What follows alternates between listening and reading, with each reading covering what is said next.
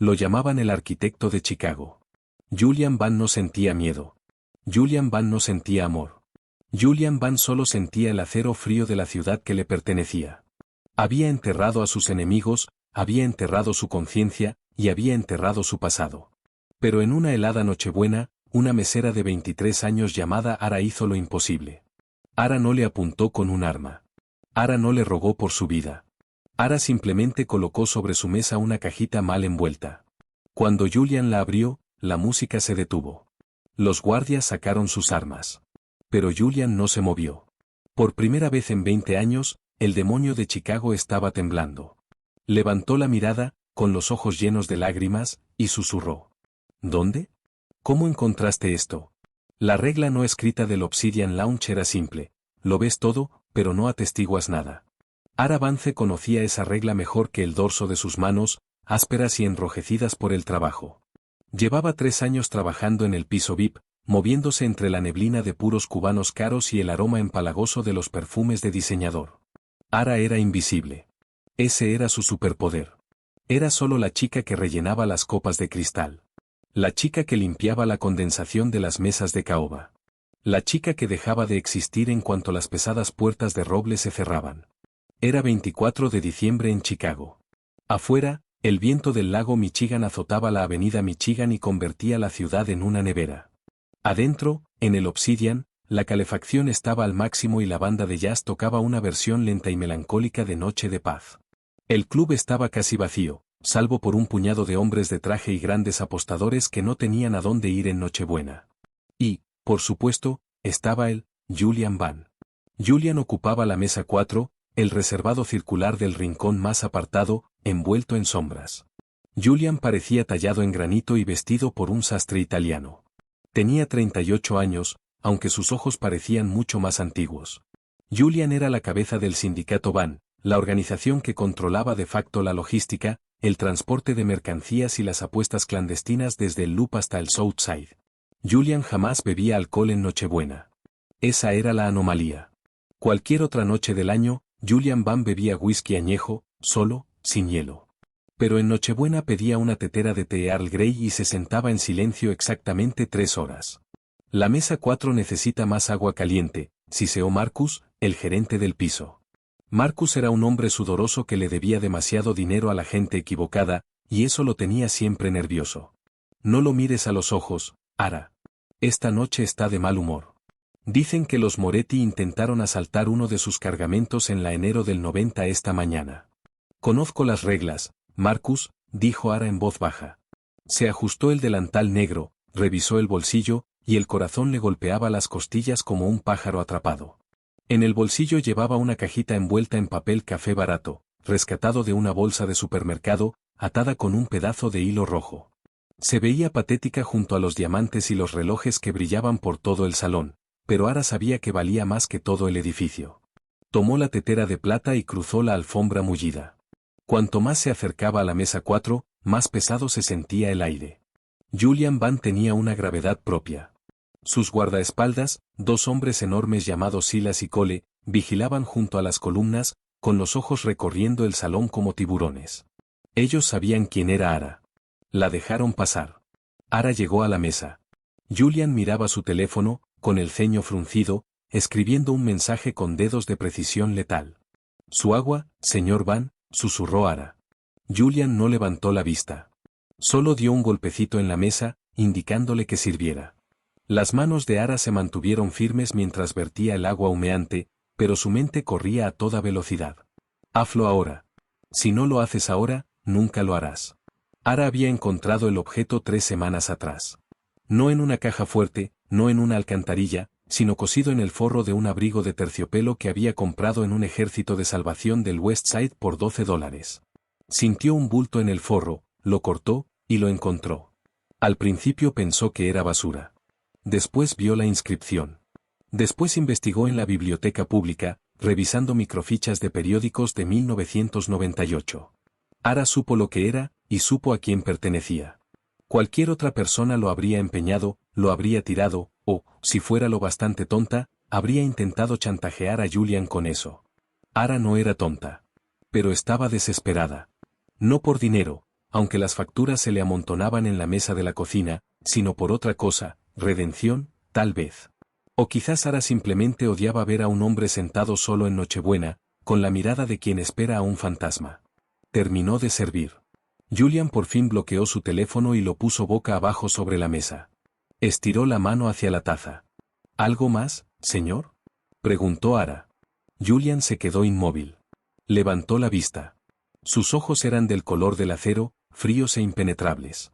Julian rara vez escuchaba hablar al personal a menos que se le dirigiera la palabra. No, dijo Julian, con la voz como un trueno lejano. Puedes irte. Ara tomó aire. Era un riesgo enorme, potencialmente mortal. En realidad, señor Van, dijo, con la voz temblando un poco, hay algo más. Silas, el guardaespaldas más cercano, dio un paso al frente, con la mano moviéndose dentro de su saco. Julian levantó una mano para detenerlo. Entrecerró los ojos, estudiando el rostro de Ara. Vio el cansancio bajo sus ojos, el maquillaje barato, el cuello deshilachado del uniforme. No estoy buscando compañía, dijo Julian, con frialdad. Y no doy limosnas. No es eso, dijo Ara, y metió la mano en el delantal. Silas se abalanzó. Las manos. Déjame ver las manos. La banda de jazz dejó de tocar. Los pocos clientes que quedaban en el club se giraron, sintiendo el repentino estallido de tensión. Ara se quedó congelada, con la mano a medio camino fuera del bolsillo. No estoy armada, dijo rápidamente, mirando a Julian. Es un regalo de Navidad. Julian la miró fijamente. Lo absurdo de la frase pareció confundirlo por un instante. Una mesera, dándole un regalo de Navidad al jefe de la mafia. Revísala, ordenó Julian a Silas. El guardaespaldas la cacheó con brusquedad, le sujetó la muñeca y le arrancó la cajita café de la mano. La sacudió. No hacía tic-tac. Era liviana. La olfateó. Solo es una caja, jefe, gruñó Silas. Ponla en la mesa, dijo Julian. Silas colocó el paquetito patético sobre la caoba pulida. Ahí quedó, como un objeto alienígena en un mundo de lujo. Ábrela, ordenó Julian. Ábrala usted, dijo Ara. Ara dio un paso adelante, y sus dedos forcejearon con el hilo rojo. Retiró el papel. Adentro había un guardapelo de plata deslustrada, colgado de una cadena rota. El metal estaba quemado de un lado, negro de un hollín que nunca se había limpiado del todo. Ara lo empujó hacia él. Julian lo miró con desinterés al principio. Después su mirada se detuvo en las marcas de quemadura. Después en el grabado específico, una alondra pequeña, un pajarito, en la tapa. El color se le fue del rostro tan rápido que parecía que le hubieran disparado. Julian estiró la mano, una mano lo bastante firme, normalmente, para apuntar una pistola a 50 metros, y le temblaba. Le temblaba visiblemente. La taza de porcelana tintineó en su plato cuando su codo golpeó la mesa. ¿Dónde?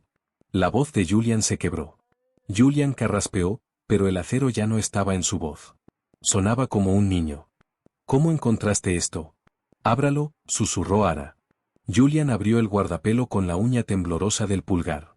Adentro, preservada bajo una capa de cristal agrietado, había una diminuta foto sepia de un niño y una niña. El niño era Julian. La niña reía, con el cabello en 2 trenzas. Era el guardapelo que su hermana Sara llevaba puesto la noche en que la mansión de la familia Van se incendió, 20 años atrás. La noche en que murió Sarah Van. La noche en que Julian Van se convirtió en huérfano y en un monstruo. Julian golpeó la mesa con la mano y se puso de pie tan abruptamente que su silla cayó con estrépito hacia atrás. ¿Quién te envió? Rugió. El duelo había desaparecido, reemplazado por una rabia feral y aterradora. Julian la sujetó del cuello del uniforme, tirando de su rostro a centímetros del suyo. ¿Fueron los Moretti? ¿Es una broma enferma? Ella se quemó. Se quemó hasta las cenizas. ¿De dónde sacaste esto? Yo no lo robé, gritó Ara, con lágrimas asomándole a los ojos. Compré un abrigo vintage. Estaba cosido en el forro. Vi la fecha en la parte de atrás, 1998. Lo investigué. La respiración de Julian era entrecortada. Julian la miró a los ojos, buscando la mentira. Julian era un detector de mentiras humano. Podía oler el engaño. Pero en los ojos avellana de Ara, empañados y aterrados, solo vio miedo y verdad. Julian bajó la mirada de nuevo hacia el guardapelo en su mano, hacia el hollín, hacia el olor a humo que parecía persistir en él incluso después de 2 décadas. Silas, dijo Julian, y su voz cayó hasta un susurro. Trae el auto. Jefe, tenemos la reunión con el concejal en 1 hora, protestó Silas. Cancélala, cortó Julian. Julian no soltó a Ara. Tú vienes conmigo. Yo, tengo que terminar mi turno, tartamudeó Ara, mirando al gerente aterrado. Ya no trabajas aquí, dijo Julian. Julian soltó el cuello del uniforme, pero le sujetó la mano con un puño de hierro. No trabajarás en ningún lado hasta que descubra la verdad. Porque esto, levantó el guardapelo, se supone que estaba en una tumba. El viaje fue silencioso y sofocante. Ara iba sentada en la parte trasera de la camioneta blindada. Los asientos de cuero eran más suaves que su propia cama, pero se sentía como una prisionera camino a la horca. Julian iba a su lado, con la mirada perdida en las luces borrosas de Chicago. En su mano no dejaba de frotar el metal quemado del guardapelo con el pulgar. No había dicho una palabra desde que salieron del club. No fueron al penthouse de Julian en el Loop. En cambio, el chofer tomó la autopista rumbo al norte, hacia las mansiones ricas y apartadas de Lake Forest. Llegaron a un enorme portón de hierro en una calle que Ara reconoció solo de reportajes sobre los ultra ricos, Vignola Drive. El portón se abrió.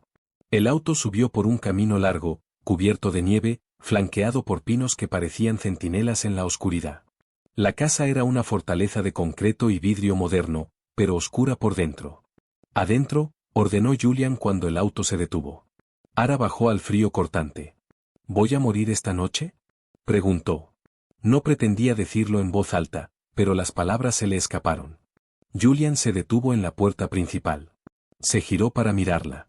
La luz del porche le iluminó el rostro, los pómulos filosos, la cicatriz que le cruzaba la ceja izquierda. Si quisiera verte muerta, nunca habría salido del club. Entra. El interior era minimalista y frío. Pisos de piedra gris, muebles negros, sin árbol de Navidad, sin adornos. Era una casa donde la gente dormía, no donde vivía. Julian caminó hasta el bar y se sirvió un vaso de agua. No le ofreció nada a Ara. Siéntate. Julian señaló un sillón solitario. Ara se sentó, sin quitarse el abrigo. Temblaba, en parte por el frío, sobre todo por la adrenalina. Mi hermana, empezó Julian, de espaldas a ella. Sara. Tenía 7 años. Yo tenía 18. Nuestra casa en el South Side. La incendiaron a propósito. Una banda rival. Yo salí. Mis padres no. Sara, Julian hizo una pausa, bebiendo un sorbo de agua. Los bomberos encontraron restos en su cuarto. Encontraron la cadena de ese guardapelo, pero nunca encontraron el guardapelo en sí. Julian se dio la vuelta para mirarla. Así que dime, ¿cómo termina una mesera con el collar de una niña muerta, cosido en un abrigo que compró 20 años después? Ya se lo dije, dijo Ara, y su voz ganaba fuerza. Compro en el Ejército de Salvación de Alsted. Compré un abrigo gris de lana. Era pesado. Le estaba arreglando el dobladillo porque arrastraba, y sentí algo duro en el forro. Lo corté. ¿Dónde está el abrigo? En mi departamento, en Pilsen. Julian le hizo una seña a Silas, que esperaba junto a la puerta. Ve a su departamento. Registra todo. Encuentra el abrigo. Trae todo. No, Ara se puso de pie. Mi compañera de cuarto está ahí. No pueden entrar así como así. Siéntate, dijo Julian, con calma. Silas será educado, a menos que descubra que mientes. Silas salió, cerrando la pesada puerta de golpe. Julian se acercó más a Ara. Tomó una silla frente a ella y se sentó, inclinado hacia adelante, con los codos sobre las rodillas. Hizo balancear el guardapelo entre ambos. Dijiste que lo investigaste. ¿Por qué? Por la inscripción, dijo Ara. Para mi pequeña Alondra, con amor, J, y la fecha, 24 de diciembre de 1998. Era Nochebuena. El incendio. Todo Chicago conoce el incendio Van. Es una leyenda urbana. Busqué la fecha y el apellido Van en Google. Los artículos mencionaban que usted la llamaba Alondra. ¿Eres lista?, dijo Julian. No era un cumplido. Era una acusación. Demasiado lista para ser una mesera que sirve agua. Estudiaba derecho antes de que mi papá se enfermara, replicó Ara, a la defensiva. Tuve que dejarlo para pagar sus gastos médicos. No soy tonta. Julian la estudió. Miró sus manos, ásperas, con callos. Miró sus zapatos, gastados. Ara decía la verdad sobre su pobreza. ¿Por qué me lo diste?, preguntó Julian, suavizando la voz. Podrías haberlo vendido. Algún coleccionista de recuerdos macabros pagaría $5,000 por esto. Ara bajó la mirada hacia sus manos. Porque se veía solo, susurró. Cada año lo veo. Usted mira fijamente esa silla vacía. Pensé que tener un pedazo de ella podría darle paz. No sabía que lo enfurecería. Julian se quedó en silencio. La vulnerabilidad en la voz de Ara lo desarmó. Julian no estaba acostumbrado a la bondad. Julian negociaba con favores, con deudas, con influencias. El altruismo era un idioma extranjero para él. De pronto el teléfono de Julian vibró. Julian lo ignoró. Volvió a vibrar, una y otra vez. Julian frunció el ceño y lo sacó. Era un mensaje de su jefe de seguridad, en código rojo: la bodega de la cuarta está en llamas. Nos atacaron. Julian se puso de pie, con el rostro endureciéndose otra vez, convirtiéndose en piedra. Pero antes de que pudiera dar una orden, las luces de la casa de seguridad parpadearon y se apagaron. Oscuridad total. Al suelo, gritó Julian, lanzándose hacia Ara. Crash. El ventanal de piso a techo de la sala estalló hacia adentro. Un cilindro siseó por el piso de piedra, girando, escupiendo humo blanco. Granada de destello. ¡Bum! El estruendo fue ensordecedor. Ara gritó, tapándose los oídos. Sintió un peso enorme derribarla, aplastándola contra el piso detrás de un sillón de cuero grueso. Era Julian. Julian cubría su cuerpo con el suyo. Estalló el fuego cruzado. Armas automáticas. Las balas destrozaban los muebles, lanzando relleno y astillas de madera por el aire. Al suelo. Rugió Julian por encima del ruido. Julian metió la mano en su saco y sacó una pistola negra. Se incorporó, disparó 3 tiros controlados hacia la oscuridad. Pum, pum, pum. Y volvió a agacharse. Un gruñido de dolor llegó del otro lado del cuarto. ¿Cómo nos encontraron?, gritó Ara, tosiendo por el humo. Esta es una casa de seguridad. Julian la miró, con los ojos desorbitados bajo los destellos de los disparos. Alguien sabía que yo venía aquí. Alguien sabía que estaba distraído. Julian miró el guardapelo que se había guardado en el bolsillo. El guardapelo, la voz de Julian se volvió helada. No era un regalo, Ara. Era un rastreador.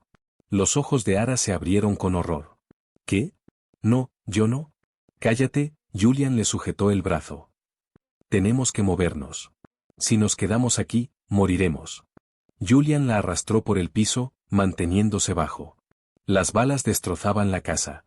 El regalo de Navidad acababa de traer una guerra hasta su puerta, y Ara Vance estaba justo en medio de ella. El pasillo de la casa era un túnel de humo y ruido. Julian se movía con una fluidez aterradora. No corría, cazaba mientras retrocedía. Mantenía una mano firme sobre la muñeca de Ara, arrastrándola pegada a la pared, mientras con la otra disparaba la pistola con una precisión rítmica y ensordecedora. A la cocina, ahora, ladró Julian. Irrumpieron por las puertas batientes de la cocina. Un hombre vestido de negro, con equipo táctico, trepaba por la ventana sobre el fregadero. Julian no dudó. Disparó 2 veces. El hombre cayó de espaldas hacia la nieve, sin un solo sonido. No mires, ordenó Julian, tirando de ella hacia la despensa. No.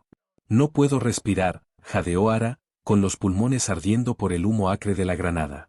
Respiras cuando yo diga que respires, cortó Julian. Julian pateó un panel oculto al fondo de la despensa. Reveló una escalera angosta de concreto que se hundía en la oscuridad. Abajo. Vamos. Ara bajó tropezando por las escaleras. El aire era húmedo y olía a moho y a tierra. Julian la siguió, cerró el panel detrás de ellos y lo atrancó. Los sonidos apagados de disparos y gritos desde arriba parecían ahora a kilómetros de distancia. Estaban en un túnel, angosto, forrado de tuberías. Muévete, dijo Julian, empujándola hacia adelante. Esto sale a 3 cuadras, en una zanja de drenaje cerca del barranco. Corrieron. Los zapatos baratos de trabajo de Ara resbalaban en el concreto mojado, pero ella siguió adelante, impulsada por un miedo primitivo que no sabía que poseía. Después de 5 minutos trotando en la oscuridad, llegaron a una rejilla oxidada. Julian la pateó, y el aire helado del invierno los golpeó como un puñetazo físico. Salieron trepando a un barranco cubierto de nieve. El viento aullaba entre los árboles pelados. Estaban fuera de la casa, pero expuestos. Mi auto no está, dijo Julian, escaneando el camino sobre el barranco. Estarán vigilando el perímetro. Podemos tomar el autobús, dijo Ara, castañeteando los dientes tan fuerte que apenas podía hablar. Hay una parada en Sheridan Road. Pasa toda la noche. Julian la miró como si estuviera loca. Soy Julian Van. Yo no tomo el autobús. Eres Julian Van, y en este momento un escuadrón te está cazando, contraatacó Ara, con la adrenalina volviéndola audaz. Nadie busca a un jefe de la mafia en el autobús número 22. Julian la miró fijamente por una fracción de segundo. Un destello de algo, respeto, molestia, le cruzó el rostro. Está bien. 20 minutos después estaban sentados en la parte trasera de un autobús urbano casi vacío, rumbo al sur, hacia la ciudad. Julian se había deshecho del saco manchado de sangre en un contenedor de basura, dejándolo con una camisa blanca que rápidamente absorbía la sangre de un roce de bala en el hombro. Julian iba rígido, con los ojos recorriendo a cada pasajero que subía o bajaba. Ara iba a su lado, abrazándose a sí misma. El autobús estaba sobrecalentado, con olor a lana mojada y limpiador de piso. Dame el guardapelo, dijo Julian en voz baja. Ara metió la mano en el bolsillo y se lo entregó. Julian lo tomó. Esta vez no miró la foto. Sacó una pesada pluma de plata del bolsillo y la clavó en la unión del guardapelo, forzando la tapa trasera con brutalidad. Crack. La placa trasera de plata salió disparada. Escondido detrás de la foto sepia de los niños había un pequeño disco negro, plano, no más grande que la batería de un reloj. Una lucecita roja parpadeaba lentamente. Un rastreador, susurró Ara, horrorizada. Se lo juro. Se lo juro por Dios, yo no sabía. Julian aplastó el dispositivo entre el pulgar y el índice hasta que el plástico se hizo pedazos, después los dejó caer al piso del autobús y los pisó con su bota de cuero fino. Te creo, dijo Julian, con la voz plana. Ara parpadeó. ¿Me cree? Si trabajaras para ellos, no estarías aquí, temblando.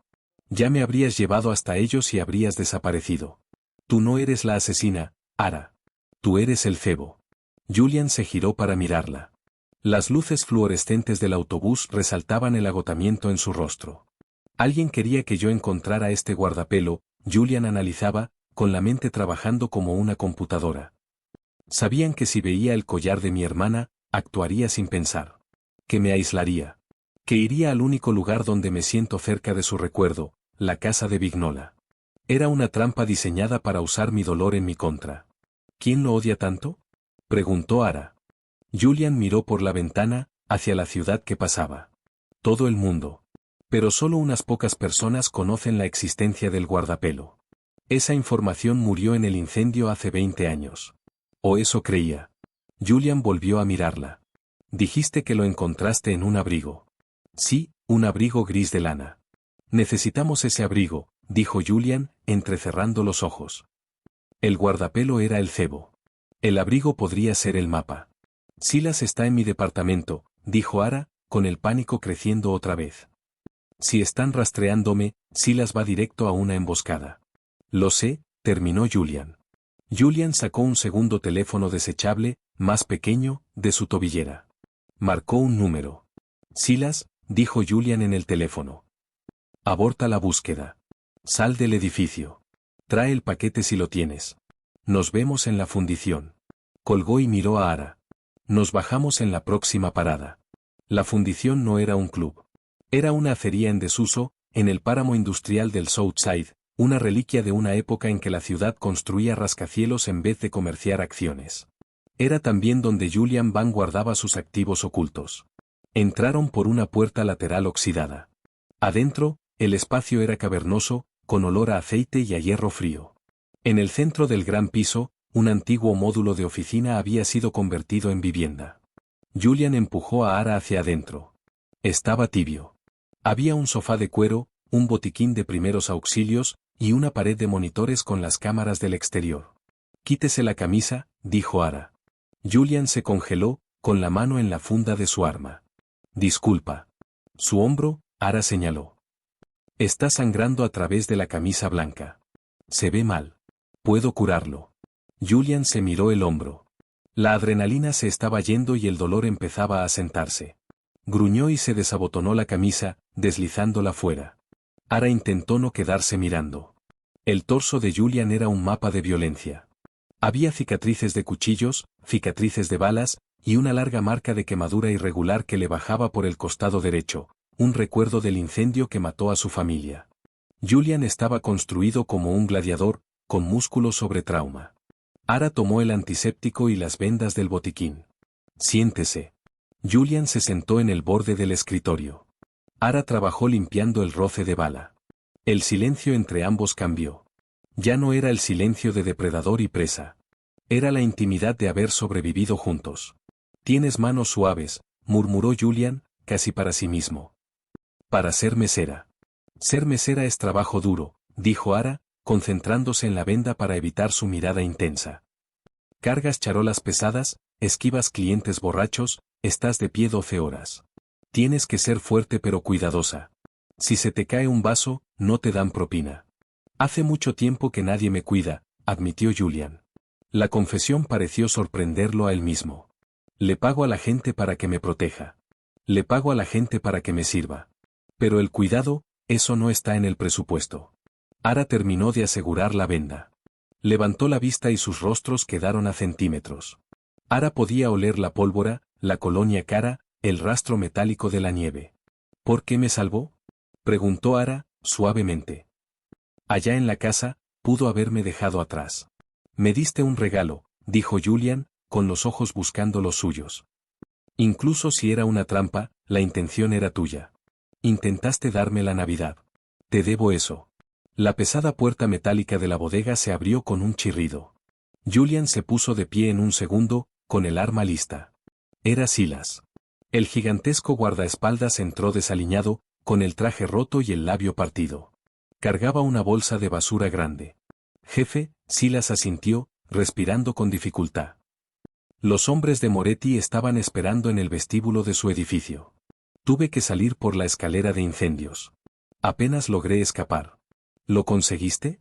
Preguntó Julian, enfundando el arma. Sí. Agarré todo el closet para estar seguro, pero creo que es este. Silas vació el contenido de la bolsa sobre el escritorio. Cayeron un par de sudaderas baratas, una chaqueta de mezclilla, y un pesado abrigo gris carbón de lana, elegante pero gastado, de estilo claramente vintage. Julian estiró la mano y tocó la tela. Pasó la mano por la solapa. Esto no es solo un abrigo, susurró Julian. Julian tomó el abrigo y lo levantó hacia la luz. Lo volteó, buscando el forro donde Ara lo había cortado para encontrar el guardapelo. Ara, dijo Julian, con la voz temblando de nuevo. ¿Dónde exactamente compraste esto? En el Ejército de Salvación de Alsted, hace 3 semanas. Solo estaba ahí colgado. Julian rasgó el abrigo aún más, buscando la etiqueta interna. La encontró cerca del dobladillo inferior, una etiqueta de seda descolorida de un sastre a la medida. Marino e hijos, Milán. Mi madre compraba en Marinos, dijo Julian, con el rostro pálido. Era italiana. Mandaba a hacer sus abrigos a la medida. Entonces, ¿es el abrigo de su madre? Preguntó Ara. ¿Del incendio? No, dijo Julian. Ese es el problema. Mira la etiqueta de la tintorería. Julian señaló una pequeña etiqueta de papel amarillento, engrapada a la etiqueta de cuidado, del tipo que usan las tintorerías para rastrear las prendas. La tinta estaba desgastada pero legible, West Loop Press. Fecha, 02-14-2005. El cuarto quedó en absoluto silencio. El incendio fue en 1998, retumbó Silas, haciendo las cuentas. Su madre murió en 1998, jefe. Esta etiqueta dice 2005. 7 años después del incendio, dijo Julian, apenas un susurro. Este abrigo fue limpiado en Chicago 7 años después de que enterraran a mi madre. Ara se acercó más, mirando la etiqueta. Eso significa que ella no murió, dijo Julian. Julian levantó la vista, y la expresión en sus ojos era aterradora, una mezcla de esperanza y devastación absoluta. O alguien robó su identidad, o alguien ha estado jugando un juego muy largo. El guardapelo estaba en el forro, dijo Ara. Si su madre, o quien haya usado este abrigo, escondió el guardapelo en 2005, ¿Por qué apareció ahora, en una tienda de segunda mano? Porque alguien murió recientemente, dijo Julian. O alguien se descuidó. Quien haya tenido este abrigo, lo perdió. Julian se echó el abrigo al hombro. Silas, al auto. El auto de verdad. ¿A dónde vamos, jefe? A West Loop Press, dijo Julian. La tintorería sigue abierta. Paso frente a ella cada semana. Nunca me detuve. Nunca pensé en mirar. Julian se volvió hacia Ara. Estiró la mano y le tomó el rostro. Su pulgar le rozó el pómulo. No tienes idea de lo que has empezado, Ara, dijo. No solo encontraste un regalo de Navidad. Desenterraste una tumba. Voy con usted, dijo Ara, con firmeza. Se va a poner peligroso. Moretti solo es el arma alquilada. Quien esté detrás de esto, ¿es familia, o lo fue? No me queda nada que perder, dijo Ara. Mi departamento está comprometido, perdí mi trabajo, y quiero saber cómo termina la historia. Julian la miró un largo momento, y luego asintió. Una sonrisa oscura y peligrosa le cruzó los labios. Entonces vamos por tu regalo de Navidad, dijo. Creo que me toca darte uno a ti. ¿Cuál? Venganza, dijo Julian. Y la verdad. West Loop Press era una reliquia de otra época, un pequeño edificio de ladrillo encajado entre dos condominios de vidrio, tozudo y manchado de mugre. Eran las 3 de la madrugada del día de Navidad. El letrero de neón zumbaba de forma errática, tiñendo la nieve de un rosa enfermizo. Julian apagó el motor del auto discreto, un Ford sedán que reservaba para emergencias. Silas iba atrás, revisando el cargador de su Glock. Quédate aquí, le dijo Julian a Ara. No, dijo Ara, tomando la manija de la puerta. Si el dueño es un anciano, le va a dar un infarto si ve entrar a 2 gigantes con las camisas manchadas de sangre. Voy contigo. Yo parezco inofensiva. Julian la miró. El uniforme de Ara estaba roto, el cabello hecho un desastre, y se veía como si hubiera caminado a través de una zona de guerra. Pero tenía razón. No parecía una asesina. Está bien. Quédate detrás de mí. Se acercaron a la puerta de vidrio. Estaba cerrada con llave. Julian no perdió tiempo con ganzúas. Se quitó una bota pesada y golpeó el vidrio cerca del cerrojo. Se hizo añicos con un crujido sorprendentemente silencioso. Julian metió la mano y abrió el cerrojo. Entraron al olor de vapor, almidón y químicos viejos. Las prendas colgadas en el riel transportador parecían fantasmas suspendidos en las sombras. ¿Quién anda ahí? Tembló una voz desde el cuarto trasero. Tengo una escopeta. Un anciano en pijama salió tambaleándose, sosteniendo una escopeta de 2 cañones que parecía más vieja que él. Le temblaban las manos violentamente. Señor Henderson, dijo Julian, con voz calmada pero autoritaria. Julian dio un paso hacia la luz. El anciano entrecerró los ojos y bajó un poco el arma. Señor Van, ¿es usted? Creí ver en las noticias, el incendio. Baje el arma, Arthur, dijo Julian. Necesito ver su libro de registro. El físico, del 2005. ¿El libro de registro? Henderson se limpió el sudor de la frente. Señor Van, es Navidad. No, Julian dio un paso adelante, y la amenaza se le escapaba en oleadas. No tengo tiempo para nostalgia. Aquí limpiaron un abrigo. Un abrigo gris de lana, marino e hijos. El número de ticket termina en 402. Henderson palideció. Dejó caer la escopeta sobre una pila de ropa lavada. La dama de rojo, susurró. ¿Quién? Preguntó Ara, saliendo de detrás de Julian. Henderson la miró, y después miró a Julian. Nunca dio un nombre, pero venía cada mes durante 10 años. Siempre traía los mismos 3 abrigos. Siempre pagaba en efectivo, billetes nuevos de 100. 10 años, Julian sintió que el cuarto daba vueltas. ¿Cuándo dejó de venir? Hace 2 semanas, dijo Henderson. Su chofer, un hombre grande, calvo, de mirada peligrosa, vino y me dijo que ya no necesitaría el servicio. Dijo que ella había expirado. Me pidió que donara la ropa. La mandé al Ejército de Salvación de Alsted. Describa al chofer, exigió Julian. Tatuajes enormes en el cuello. Una telaraña. Julian cruzó una mirada con Silas. La araña, gruñó Julian. Es un matón de la familia Russo, gente de bajo nivel. ¿Por qué un ejecutor de los Russo estaría manejando para una mujer que tiene el abrigo de mi madre muerta? Señor Van, interrumpió Henderson, nervioso. Hay algo más. La última vez que la dama vino, hace como un mes, se veía agitada. Metió algo en el bolsillo de ese abrigo gris justo antes de entregármelo. Me miró a los ojos y me dijo, si él alguna vez viene, dile que el pájaro voló del nido. ¿El pájaro?, susurró Ara. La alondra. ¿Dijo algo más? Julian sujetó al anciano por los hombros. No, se lo juro. Pero dejó una dirección de reenvío para el recibo. Normalmente ella se lo llevaba. Esta vez lo olvidó. Está en el libro. Henderson corrió detrás del mostrador y sacó un polvoriento libro de registro forrado en piel. Pasó las páginas con dedos temblorosos. Aquí. 28 de noviembre. Henderson señaló un garabato en tinta azul. Habitación 302, Hospicio San Judas para enfermos de memoria, 4400 al oeste de Ogden. Julian se quedó mirando la dirección. San Judas. Era un centro administrado por la iglesia, pero financiado por el sindicato.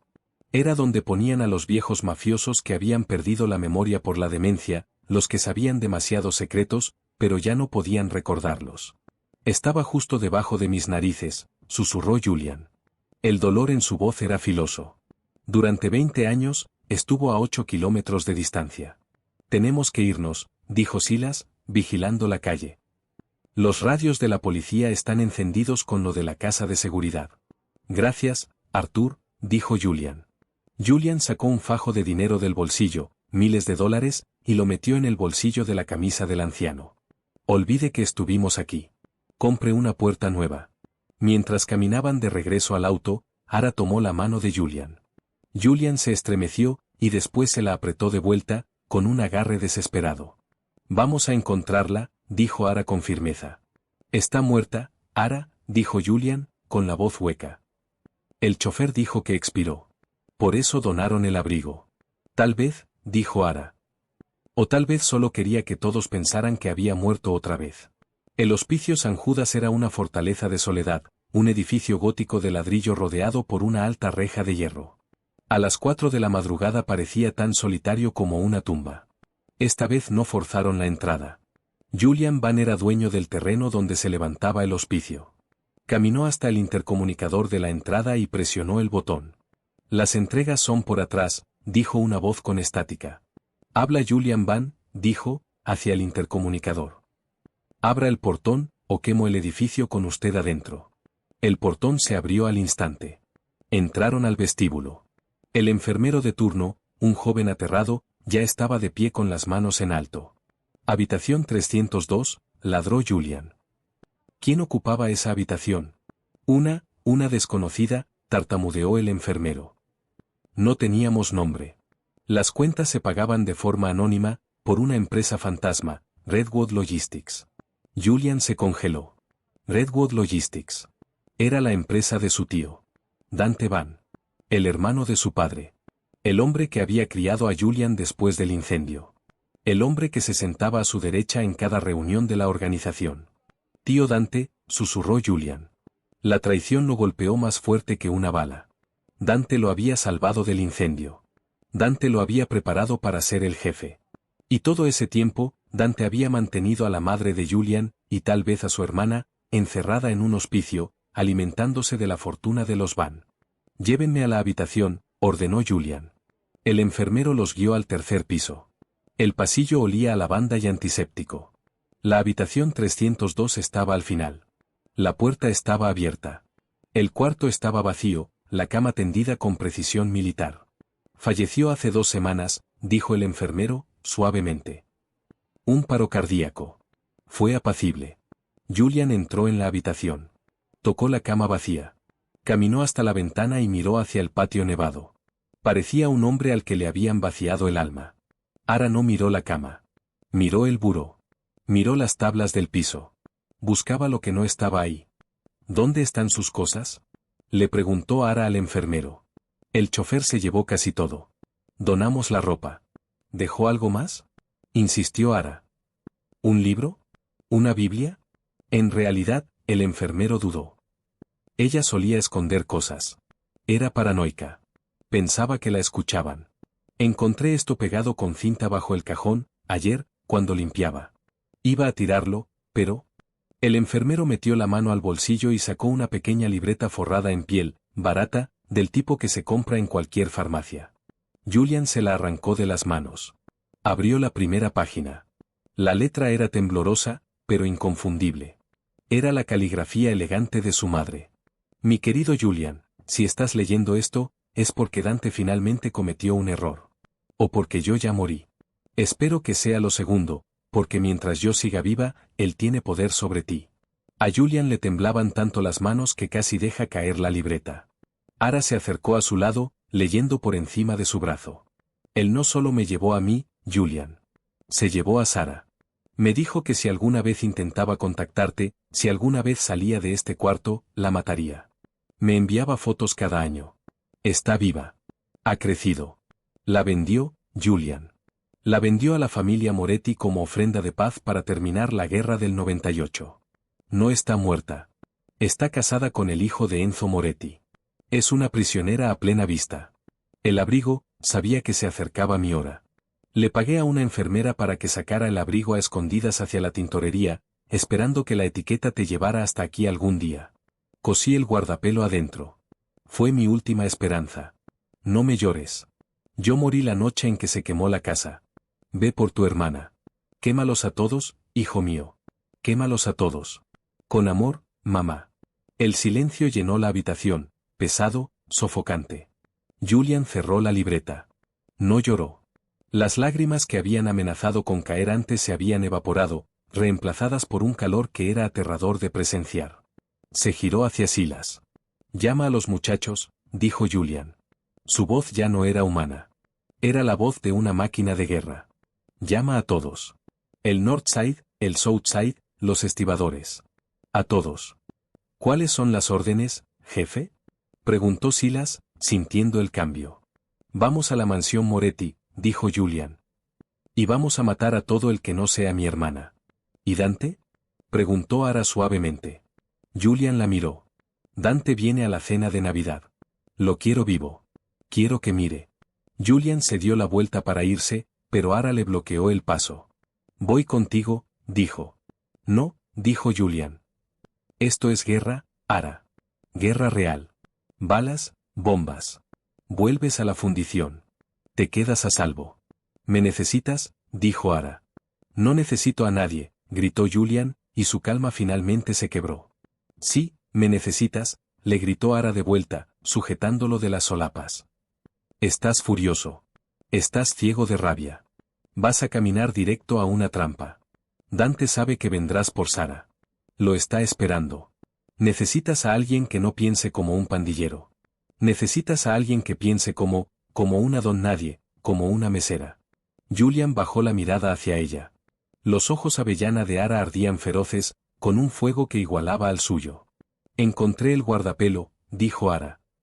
Encontré el abrigo. Encontré el libro de registro. Te traje hasta aquí. Déjame terminarlo. Julian dudó. Miró la libreta en su mano. Quémalos a todos. Te quedas en el auto, dijo Julian. Si muero, corres. Trato, mintió Ara. Julian se volvió hacia Silas. Es la mañana de Navidad, Silas. Sí, jefe. Vamos a entregar unos regalos. La mansión Moretti no era una casa. Era una fortaleza de piedra blanca sobre un acantilado, con vista al lago Michigan congelado. Era la mañana de Navidad, las 7 en punto. El sol salía, tiñendo de un rojo sangre los terrenos cubiertos de nieve. Adentro de la mansión, el ambiente era festivo pero tenso. La larga mesa del comedor estaba puesta con plata y cristal. En la cabecera se sentaba Enzo Moretti, el patriarca envejecido. A su derecha, su hijo Luca.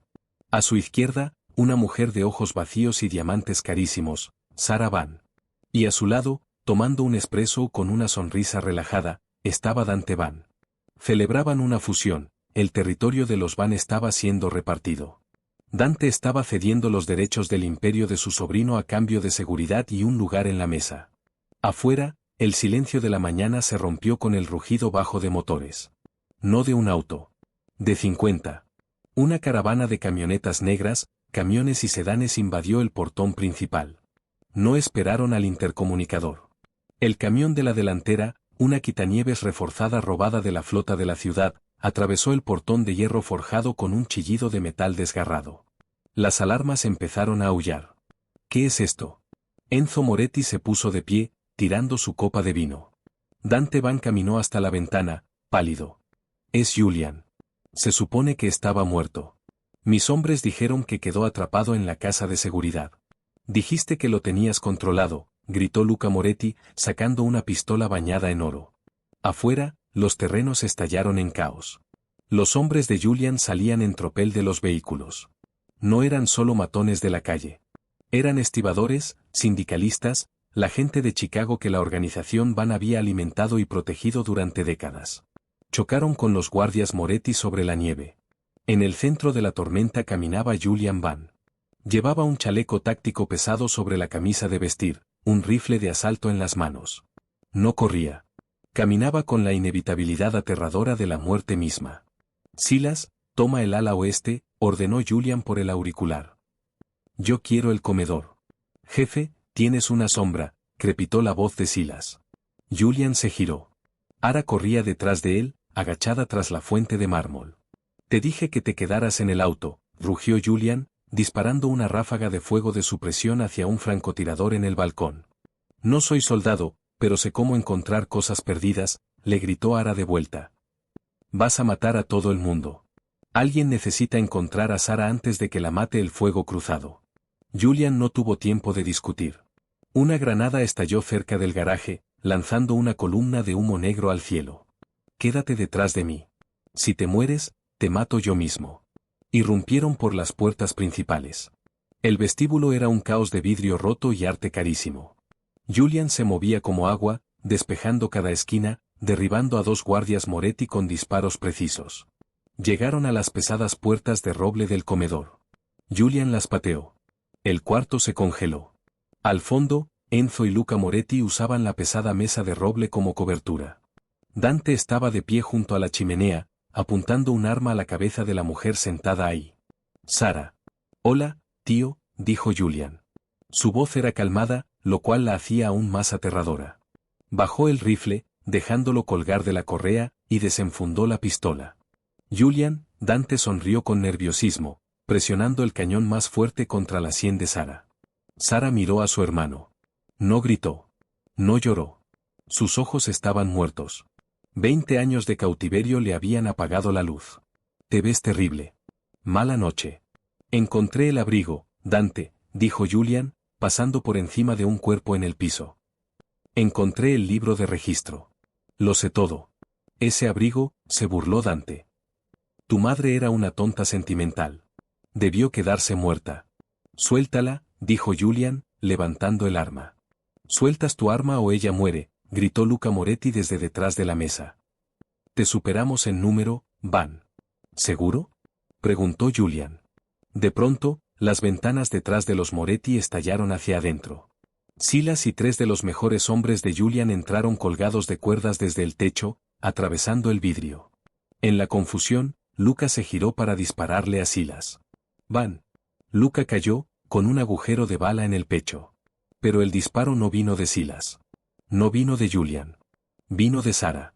En la fracción de segundo de distracción, Sara Van había tomado un cuchillo de bistec de la mesa y lo clavó en el muslo de Dante. Mientras Dante gritaba y soltaba el arma, Sara la recogió y le disparó a su propio esposo, Luca, directo al corazón. Sara. Gritó Julian, corriendo hacia adelante. Dante, sangrando y desesperado, retrocedió tambaleándose hacia la chimenea. Tomó un pesado atizador de bronce y lo blandió con violencia. No atacó a Julian. Atacó al blanco más cercano. Ara se había adelantado para ayudar a Sara. No vio venir a Dante. Ara, muévete. Gritó Julian. Julian se lanzó. No disparó. Interpuso su propio cuerpo entre Ara y el arma de bronce en pleno vuelo. Crack. El atizador golpeó la cabeza de Julian con un sonido enfermizo. Julian cayó pesadamente, con sangre salpicando el mantel blanco. No. Gritó Ara. Ara no retrocedió. La adrenalina de toda la noche, la ira ante la injusticia, hirvieron y se desbordaron. Tomó una pesada licorera de cristal de la mesa y la estrelló contra el rostro de Dante con toda la fuerza de una mujer que había cargado charolas pesadas durante 5 años. Dante retrocedió tambaleándose, cegado por el brandy y el vidrio. Sara se puso de pie. Caminó hacia Dante, con el arma temblando en su mano. Sara, no, balbuceó Dante, con sangre brotándole de la nariz. Te mantuve viva. Yo. Me mantuviste como mascota, susurró Sara. Su voz sonaba áspera, del desuso. Apretó el gatillo. Una vez, 2 veces, 3 veces. Dante Van cayó dentro de la chimenea, y las llamas empezaron a lamer su costoso traje. El silencio cayó sobre el cuarto. Afuera, los disparos se habían detenido. Los hombres de Julian habían asegurado el perímetro. Ara se dejó caer de rodillas junto a Julian. Julian estaba consciente, pero apenas. Le corría sangre por el rostro, cegándole un ojo. Julian. Sollozó Ara, presionando las manos contra la herida en su cabeza. Julian, mírame. Julian parpadeó, y sus ojos grises de acero la encontraron. Su mano, normalmente tan firme, se levantó y tomó la de Ara. Le temblaba. ¿Lo conseguimos? Susurró Julian. ¿Conseguir qué? Lloró Ara, con las lágrimas cayéndole sobre el rostro. El regalo, murmuró Julian. ¿Conseguimos el regalo? Ara levantó la mirada. Sara estaba de pie sobre ellos. Miró a su hermano. Después miró el guardapelo que había caído del bolsillo de Julian durante la pelea, el guardapelo de plata quemada. Sara soltó el arma y cayó de rodillas, abrazando a Julian. Julian, sollozó Sara. Viniste. Julian sonrió, una sonrisa débil pero genuina, que transformó su rostro lleno de cicatrices. ¿Mejor? Navidad, de todas, susurró, antes de que sus ojos se pusieran en blanco y perdiera el conocimiento. Un año después, el Obsidian Lounge estaba cerrado al público. El letrero en la puerta decía, evento privado. Adentro, el club era irreconocible. Había árboles de Navidad en cada rincón, envueltos en dorado y plata. Un banquete enorme cubría las mesas. Había risas, risas fuertes, resonando entre las paredes. Sara Van estaba sentada en la barra. Se veía distinta. Llevaba el cabello cortado en un bob elegante, su vestido era sofisticado, y la luz había vuelto a sus ojos. Sara dirigía ahora la Fundación Van, convirtiendo el dinero manchado de sangre de la familia en orfanatos y refugios. Reía por un chiste que Silas acababa de contar. En el reservado circular del fondo, la mesa 4, estaba sentado Julian Van. Tenía una cicatriz blanca y tenue en la sien, casi oculta por el cabello. No estaba tomando té. Estaba tomando champán. Ara se deslizó en el reservado, junto a él. No llevaba uniforme de mesera. Llevaba un impresionante vestido verde esmeralda, a tono con la temporada. Puso una mano sobre la rodilla de Julian. ¿Te ves nervioso?, lo molestó Ara. No me pongo nervioso, mintió Julian, ajustándose la corbata. Soy el arquitecto de Chicago. ¿Estás temblando?, señaló Ara, levantándole la mano. Había un leve temblor. Tengo frío, gruñó Julian. Aquí adentro hay 21 grados, Julian. Julian suspiró y metió la mano en el bolsillo de su saco. Sacó una pequeña caja de terciopelo. El año pasado, dijo Julian, y su voz caía hasta ese rumor íntimo que todavía la hacía estremecer, me diste un regalo que destruyó mi vida. Quemaste mi negocio, hiciste que me dispararan, me dejaste inconsciente, y desataste una guerra de pandillas. De nada, sonrió Ara. Pero, continuó Julian, con la mirada suavizándose, también me devolviste a mi hermana. Me devolviste mi pasado, y me diste un futuro. Julian abrió la caja. Adentro no había un diamante del tamaño de una pista de patinaje. Había un anillo, sí, pero la piedra era única. Era una gema tallada a la medida, de un avellana profundo con vetas doradas, exactamente el color de los ojos de Ara. Y grabada en la banda de oro había una diminuta alondra. Ara Vance, dijo Julian, deslizándose fuera del reservado hasta quedar en una rodilla. La música del club se detuvo. Sara se puso de pie, tapándose la boca con las manos. Silas sonreía. No quiero volver a estar solo en la oscuridad. ¿Te casas conmigo? Ara miró al hombre que había sido un monstruo, que se había convertido en un salvador, y que ahora era solo un hombre aterrado del rechazo. ¿Cómo encontraste esto?, susurró Ara, imitando las palabras de Julian de un año atrás. Lo encontré, dijo Julian, porque te estaba buscando a ti. Sí, dijo Ara, con las lágrimas derramándose. Sí, tonto. Sí. Julian le deslizó el anillo en el dedo. Las manos de Julian aún temblaban, pero cuando Ara le rodeó el cuello con los brazos y lo besó, el temblor se detuvo. Por primera vez en 21 años, el arquitecto estaba firme. Afuera, la nieve empezó a caer sobre Chicago, cubriendo las cicatrices de la ciudad con un manto de blanco puro y limpio. Y así fue como un abrigo de tienda de segunda mano de $10 y una mesera de corazón valiente pusieron de rodillas a la mafia. Julian Bam creía que estaba pagando por un pecado, pero terminó comprando una segunda oportunidad. Resulta que el arma más peligrosa del bajo mundo no es una pistola ni una bomba.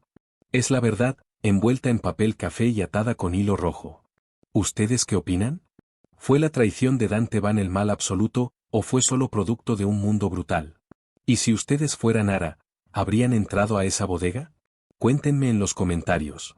Si disfrutaron esta historia de peligro, traición y redención, denle like a este video. Nos ayuda a contar más historias como esta. No olviden suscribirse y activar la campanita para que no se pierdan ningún video nuevo. Gracias por escuchar, y hasta la próxima. Tengan cuidado con lo que compran en la tienda de segunda mano. Nunca saben qué secretos podrían encontrar.